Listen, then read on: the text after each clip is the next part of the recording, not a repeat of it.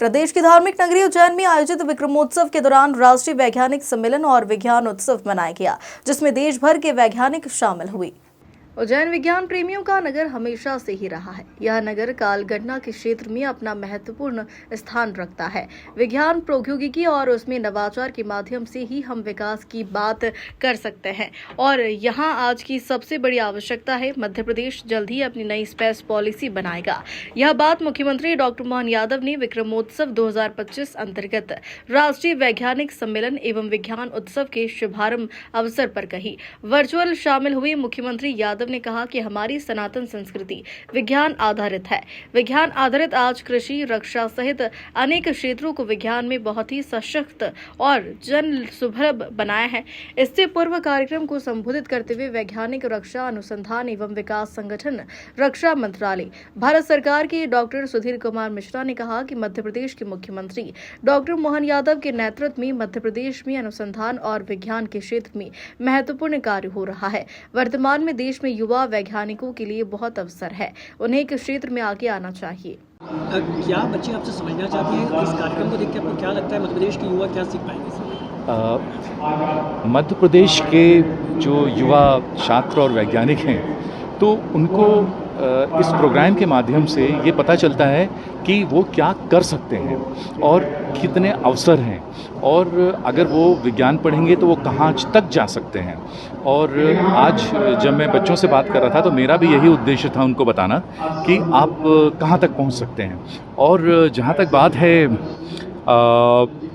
हमारे प्रदेश के युवा वैज्ञानिकों की, तो जैसा कि मैंने अपने एड्रेस में भी बताया कि किसी भी देश की प्रगति उसके विज्ञान और तकनीकी क्षेत्र में जो भी काम किया है उन्होंने, और उस पर निर्भर होती है। आप अमेरिका का उदाहरण ले लें या चीन का उदाहरण ले लें या भारत का ले लें, तो अमेरिका और चीन की जितनी भी प्रगति हुई है ये विज्ञान के कारण ही हुई है। और भारत में भी हमने जो 5वें स्थान को प्राप्त किया है इकोनॉमिक क्षेत्र में, वो भी विज्ञान के कारण ही किया है।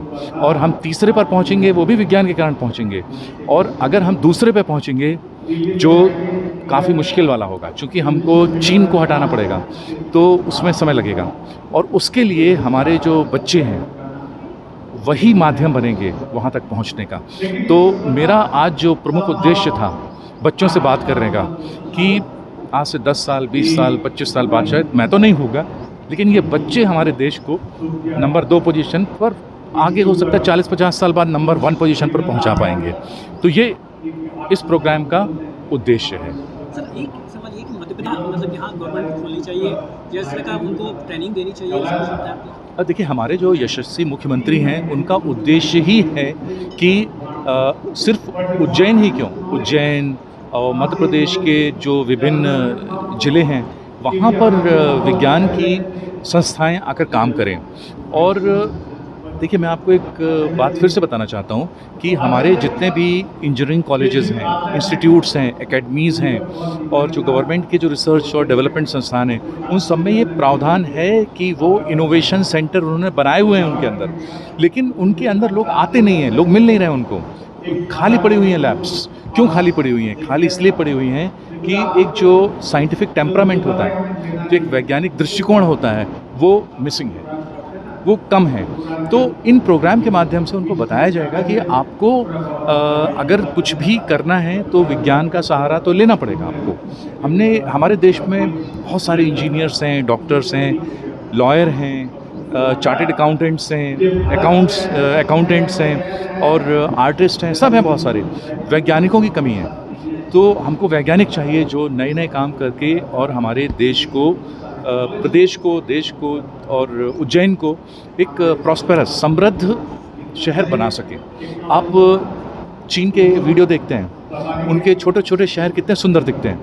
तो हमारा उज्जैन तो हजारों सालों से अग्रणी रहा है वैज्ञानिक क्षेत्र में, तो क्यों ना विश्व का सबसे सुंदर नगर दिखे, हमारे भारतीय तरीके से सुंदर दिखे।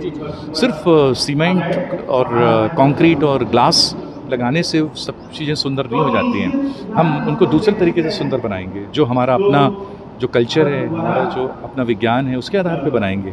तो इस प्रोग्राम का उद्देश्य ही यही है और विक्रमोत्सव में शामिल होने का मेरा ये दूसरा अवसर है। और पिछली बार जब मैं आया था तो हमारे जो मुख्यमंत्री हैं वो विधायक थे उस समय, और उनका जो जोश था उनका तब भी उतना ही था, आज भी उतना ही है। ऐसा नहीं कि वो मुख्यमंत्री बन गए तो उनके जोश में कमी आ गई। इसी प्रकार का हॉल था, इसी प्रकार की स्टेज थी, इसी मैदान में हुआ था, इतने ही मतलब लोग, अब कुछ बढ़ गया है, लोग थे इसी प्रकार से बैठे हुए थे। और जो Madhya Pradesh council for science and technology है तो उन्होंने ही इसको स्पॉन्सर किया था, और वो विधायक थे, याद रखिए इस बात को। तो उनका जो जोश है, उनकी जो सोच है, उनकी जो परिकल्पना है, उनका जो एक दृष्टिकोण है, पूरा वैज्ञानिक है। और इन हमारे मुख्यमंत्री के कार्यकाल में, हमारे मुख्यमंत्री के नेतृत्व में अगर हमने कुछ कर लिया तो कर लिया, क्योंकि बाद में क्या होगा कुछ पता नहीं। हर मुख्यमंत्री की अपनी अलग अलग प्राथमिकताएं होती हैं। हमारे जो अभी के मुख्यमंत्री हैं उनकी प्राथमिकता है कि विज्ञान और प्रौद्योगिकी से मध्य प्रदेश को समृद्ध बनाना है, और ये होगा, ज़रूर होगा। और यही कारण है कि हम छात्रों से बात कर रहे हैं, युवकों से बात कर रहे हैं कि आप करिए, आगे बढ़िए। सिर्फ मुख्यमंत्री नहीं, हमारे प्रधानमंत्री ने और मुख्यमंत्री, पहली बार एक ऐसा अवसर है कि जब हमको वो कह रहे हैं कि हमारी तो हम पूरी सुविधाएं देने के लिए तैयार हैं, आप लोग आइए, काम करिए, आगे बढ़िए। सर, आपका नाम? मेरा नाम डॉक्टर सुधीर मिश्रा है, और मैं DRDO से महानिदेशक ब्रह्मोस एरोस्पेस के पद से कार्यरत था। जो है DRDO चेयर के पद पर कार्यरत हूँ। DRDO चेयर एक कहते हैं ना हम ऑनरेरी, तो ये ऑनरेरी पोजीशन है। आप चेयरमैन मत लिखिएगा, बहुत गड़बड़ हो जाएगा। DRDO चेयर, ठीक है। Okay, myself Ragini Dubey. I am from Bhopal and I am coming for the 40 Young Scientist Day in Ujjain. This organization is very important for the youth, and it is important for the in future for the young scientists. In inaugural today is started for the inaugurals for okay. ये young scientist programme है 40 young scientist day, जो उज्जैन में organise किया गया है। और इसको organise करने के लिए माननीय मुख्यमंत्री ने इसका स्टार्टिंग दिया है, और बहुत ही जगह से बहुत सारे लोग यहाँ पे आए हुए हैं। मिनिमम आपका 200 से ज़्यादा लोग यहाँ पे आए हुए हैं इस प्रोग्राम में, जिनका आज से और 3 डेज़ का ये प्रोग्राम है, 3 दिन का, 27, 28 and 29 last day for the prize distributions. And इसमें 3 प्रकार के प्राइज़ भी रखे गए हैं एज मनी बेसिस पे, और ये इन फ्यूचर के लिए भी बहुत ज़्यादा ही सक्सेस रहेगा। तो बस मैं यही करना चाहूँगी। मैं भोपाल से हूँ, और मैं MP आयुष वाले उसमें हूँ, medical science and Ayush department में। कल मेरा प्रेजेंटेशंस है, और टॉपिक है हमारा इम्यूनाइजेशंस फॉर द चाइल्ड के लिए कितना बेस्ट है, और ये वर्ल्ड वाइड में फैलना चाहिए। तो कल मेरा प्रेजेंटेशंस है, और भी बहुत सारे टॉपिक हैं यहाँ पे जो लोग यहाँ पे प्रेजेंट करेंगे। देखिए, एक तो इसमें देश के जो प्रमुख वैज्ञानिक संगठन हैं, चाहे DRDO हो, चाहे ISRO हो, चाहे ब्रह्मोस हो, तो उसके शीर्ष वैज्ञानिक और शीर्ष अधिकारी इसमें सम्मिलित हुए हैं। इसके अलावा विज्ञान भारती के लोग हैं, देश के और प्रदेश के जो युवा वैज्ञानिक हैं वो भी इसमें शामिल हो रहे हैं। और ये इस तरह का जो विज्ञान महाकुंभ जो है, ये मध्य प्रदेश में पिछले 40-50 वर्षों में पहली बार हो रहा है। उसके पहले हुआ इसकी जानकारी तो मुझे नहीं है, लेकिन ये पहली बार हो रहा है। दूसरा, इसमें जो आज जो 2-3 जो बड़ी घोषणाएं, जो बड़े संकल्प हुए हैं स्पेस नीति को लेकर, तो मध्य प्रदेश में एक ये बिल्कुल करवट बदलने वाला फैसला है, क्योंकि मध्य प्रदेश हर चीज़ में आगे बढ़ रहा है। विज्ञान में जो हम थोड़े पिछड़े हुए थे, खास करके जैसे महाकाल की नगरी में है, विज्ञान की नगरी में है, वराहमिहिर हैं, ब्रह्मगुप्त हैं, भास्कराचार्य हैं। तो मुझे विश्वास है कि इस तरह के वैज्ञानिक सम्मेलनों से मध्य प्रदेश में भी विज्ञान के प्रति एक तो मानसिकता, एक भाव, ये सब बदलेगा और विज्ञान को ज़्यादा तवज्जो मिलेगी।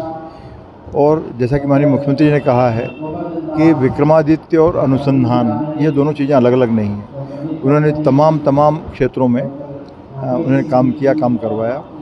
जैसे याद आता है कि विक्रमादित्य के समय में जो नवरत्न दूत है ही, उसके साथ साथ आचार्य व्याडी जो कीमियागर थे, उड़ने की विद्या उन्हें हासिल की और सोना बनाने की विद्या उस ज़माने में हासिल की, जिसके बारे में अलबरूनी जो विदेशी इतिहासकार है वो भी इसका जिक्र करते हैं। तो इस तरह के जो नवाचार हैं ये मुख्यमंत्री के संकल्प के कारण संभव हो पा रहे हैं और हमें गर्व है। सर, करोड़ों रुपए का खर्च कार्यक्रम हुआ है पर कूलर देखने को नहीं मिला। करोड़ों रुपए खर्चे हुए कार्यक्रम को लेकर लोग परेशान।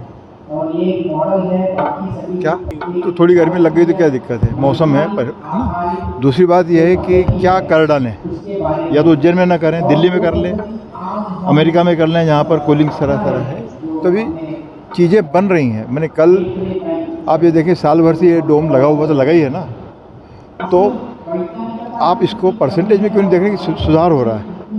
मैं नेगेटिव चल रहा है, नेगेटिव चलते रही, उससे कोई दिक्कत नहीं है। लेकिन यदि उज्जैन को विकास के रथ पे जाना है, विकास का अपनाना है, तो बहुत सारी चीज़ें बदलती हैं। कल सड़कें छोटी छोटी थी, सड़क पे ही हम वाहन अपने खड़े कर लेते, आज भी करते हैं। तो यदि हम समाज ही नहीं बदलेगा और थोड़ी गर्मी लग रही तो भाई ऐसे क्या वो क्या कहते हैं, लल्लो चप्पो हो गए हैं भाई। हम ही लोग हैं जो गर्मी को दिनों में नदी भी नहाने जा रहे हैं, छत पे पतंग भी उड़ा रहे हैं, सब कर रहे हैं। आज हम छुई मुँह पे बैठ गए, ऐसा मत करो। इससे पूर्व मध्य प्रदेश विज्ञान एवं प्रौद्योगिकी परिषद के महानिदेशक डॉक्टर अनिल कोठारी तथा विक्रम विश्वविद्यालय उज्जैन के कुलगुरु अर्पण भार्गव ने मुख्य अतिथि महाराजा विक्रमादित्य शोधपीठ के निर्देशक श्रीराम तिवारी के साथ ही डॉक्टर सुधीर कुमार मिश्रा, विवेकानंद पाई राष्ट्रीय महासचिव Vigyan Bharati, doctor Prakash Chauhan, doctor RC Ranade, doctor Rakesh Singhai का स्वागत किया।